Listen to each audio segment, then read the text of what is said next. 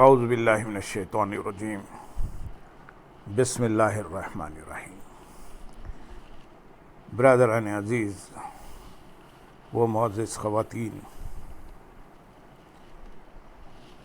جیسا کہ ہم پچھلی 6-7 نشستوں سے روزے اور اعتکاف سے متعلق بیان کر رہے ہیں جو سوال اور جواب کی شکل میں ہیں، تو آئیے آج کی اس نشست میں بھی ہم روزے سے متعلق چند سوال جواب پیش کریں گے۔ سوال: روزے کی باطنی و روحانی فوائد کیا ہیں؟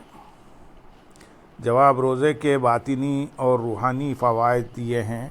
نمبر 1، روزہ ضعیف روح اور بیمار قلب کے لیے ایک ایسی مجرب دوا ہے جس کے استعمال سے خصوصاً روح میں تقویت و شادابی اور تر و تازگی پیدا ہو جاتی ہے۔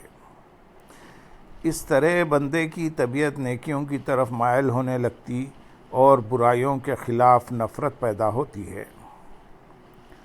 روزہ صائم کو اس قابل بنا دیتا ہے کہ وہ حدود اللہ اور احکام الہی کے مطابق اپنے آپ کو ڈھال کر ایک کامیاب دینی زندگی گزار سکے۔ روزہ دین کے ہر معاملے میں صائم کے اندر صبر و ثبات کی خوبیاں پیدا کرتا ہے جو اسے دین پر قائم رکھتی ہیں اور اللہ تعالیٰ کے حکم سے انحراف نہیں کرنے دیتی۔ روزے کی وجہ سے تزکیہ نفس اور تصفیہ باطن جیسے پاکیزہ اوصاف پیدا ہوتے ہیں۔ روزہ دار کو آخرت میں اس نعمت غیر مترقبہ سے نوازا جائے گا جس کے حصول کے لیے شہید بار بار اپنی جان کا نذرانہ پیش کرنے کی آرزو کرے گا۔ روزہ گناہوں اور آگ سے حفاظت کا سبب بنتا ہے۔ روح اور باطن کو ہر قسم کی آلائشوں سے مزکّی اور مصفّی کرنے کے لیے روزے سے بہتر اور کوئی عمل نہیں۔ اللہ تعالیٰ ہر مومن کی ایک نیکی کا اجر 10 گنا سے بڑھا کر 700 گنا تک عطا فرماتا ہے۔ روزے کی جزا خود باری تعالیٰ دیتے ہیں۔ حضرت ابو ہریرہ رضی اللہ تعالیٰ عنہ سے روایت ہے کہ رسول اللہ صلی اللہ علیہ وسلم نے فرمایا، بنی آدم کو ہر نیکی کا اجر 10 گنا سے 700 گنا تک عطا کیا جاتا ہے، جتنا اللہ چاہے۔ اللہ تعالیٰ فرماتا ہے سوائے روزے کے، کیونکہ وہ میرے لیے ہے اور میں ہی اس کی جزا دوں گا۔ روزے کے باطنی فوائد کیا ہیں؟ جواب قرآن حکیم میں ہے، اور تمہارا روزہ رکھ لینا تمہارے لیے بہتر ہے اگر تمہیں سمجھ ہو۔ اگر ہم اس آیت مبارکہ میں بیان حقائق کا طبی نقطہ نظر سے مطالعہ کریں تو یہ واضح ہو جاتا ہے کہ روزہ عبادت کے ساتھ ساتھ صحت انسانی کے لیے مفید چیز ہے۔ ڈاکٹرز کا کہنا ہے کہ روزے سے جسم میں کوئی نقص یا کمزوری واقع نہیں ہوتی، بلکہ روزہ رکھنے سے صرف 2 کھانوں کا درمیانی وقفہ ہی معمول سے کچھ زیادہ ہوتا ہے۔ در حقیقت 24 گھنٹوں میں جسم کو مجموعی طور پر اتنے حرارے یعنی کیلوریز اور ماء یعنی پانی کی مقدار مل جاتی ہے جتنی روزے کے علاوہ دنوں میں ملتی ہے۔ مزید برآں یہ بات مشاہدے میں آئی ہے کہ لوگ رمضان میں پروٹین اور کاربوہائیڈریٹ عام دنوں کے مقابلے میں زیادہ استعمال کرتے ہیں۔ اس حقیقت کے پیش نظر یہ بھی کہا جا سکتا ہے کہ مجموعی غذائیت یعنی حرارے عام دنوں کے مقابلے میں جسم کو اکثر زیادہ تعداد میں ملتے ہیں۔ اس کے علاوہ جسم فاضل مادوں کو بھی استعمال کر کے توانائی کی ضرورت پوری کرتا ہے۔ روزے سے یہ طبی فوائد حاصل ہوتے ہیں۔ نمبر 1، روزہ سارے نظام ہضم کو 1 ماہ کے لیے آرام مہیا کر دیتا ہے۔ در حقیقت اس کا حیران کن اثر بطور خاص جگر پر ہوتا ہے، کیونکہ جگر کھانا ہضم کرنے کے علاوہ 15 مزید اعمال بھی سر انجام دیتا ہے، جس کی وجہ سے اس پر تھکن طاری ہو جاتی ہے۔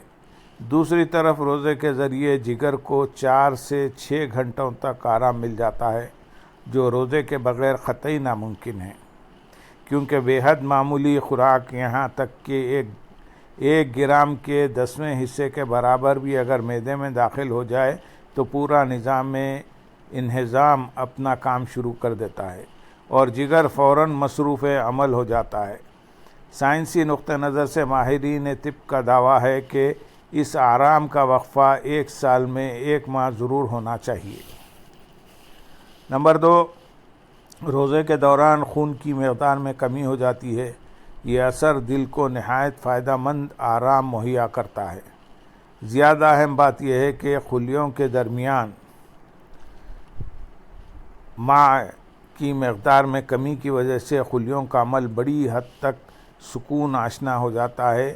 لعاب دار جھلی کی بالائی سطح سے متعلق خلیے جنہیں کہتے ہیں اور جو جسم کی رطوبت کے متواتر اخراج کے ذمہ دار ہوتے ہیں، ان کو بھی صرف روزے کے ذریعے ہی آرام اور سکون ملتا ہے۔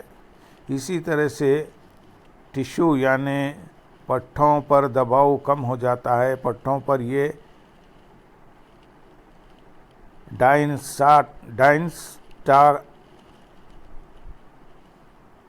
ڈائنسٹال کا دباؤ دل کے لیے انتہائی اہمیت کا حامل ہوتا ہے۔ روزے کے دوران پریشر ہمیشہ کم سطح پر ہوتا ہے، یعنی اس وقت دل آرام کی صورت میں ہوتا ہے۔ مزید آج کا انسان ماڈرن زندگی کے مخصوص حالات کی بدولت شدید تناؤ یا ٹینشن کا شکار ہے۔ رمضان کے 1 ماہ کے روزے بطور خاص پریشر کو کم کر کے انسان کو بہت زیادہ فائدہ پہنچاتے ہیں۔ نمبر 3، پھیپھڑے براہ راست خون صاف کرتے ہیں، اس لیے ان پر بلا واسطہ روزے کے اثرات پڑتے ہیں۔ اگر پھیپھڑوں میں خون منجمد ہو جائے تو روزے کی وجہ سے بہت جلد یہ شکایت رفع ہو جاتی ہے۔ اس کا سبب یہ ہے کہ نالیاں صاف ہو جاتی ہیں۔ یہ بھی یاد رکھنا چاہیے کہ روزے کی حالت میں پھیپھڑے فضلات کو بڑی تیزی کے ساتھ خارج کرتے ہیں۔ اس سے خون اچھی طرح صاف ہونے لگتا ہے اور خون کی صفائی سے تمام نظام جسمانی میں صحت کی لہر دوڑ جاتی ہے۔ نمبر 4، روزے کے دوران جب خون میں غذائی مادے کم ترین سطح پر ہوتے ہیں تو ہڈیوں کا گودا حرکت پذیر ہو جاتا ہے۔ اس کے نتیجے میں لاغر لوگ روزے رکھ کر آسانی سے اپنے اندر زیادہ خون پیدا کر سکتے ہیں۔ روزے کے دوران جگر کو ضروری آرام اتنا مواد مہیا کر دیتا ہے جس سے بآسانی اور زیادہ مقدار میں خون پیدا ہو سکے۔ نمبر 5، خون میں سرخ ذرات کی تعداد زیادہ اور سفید ذرات کی تعداد کم پائی جاتی ہے۔ ماہرین کے مطابق روزے میں حرارت جسمانی گر جاتی ہے، لیکن جب اصلی بھوک عود کراتی ہے تو حالت جسمانی اصلی حالت کی طرف مائل ہو جاتی ہے۔ اسی طرح جب روزہ کھولا جاتا ہے اور غذا استعمال ہوتی ہے تو حرارت جسمانی میں کسی قدر اضافہ ہو جاتا ہے۔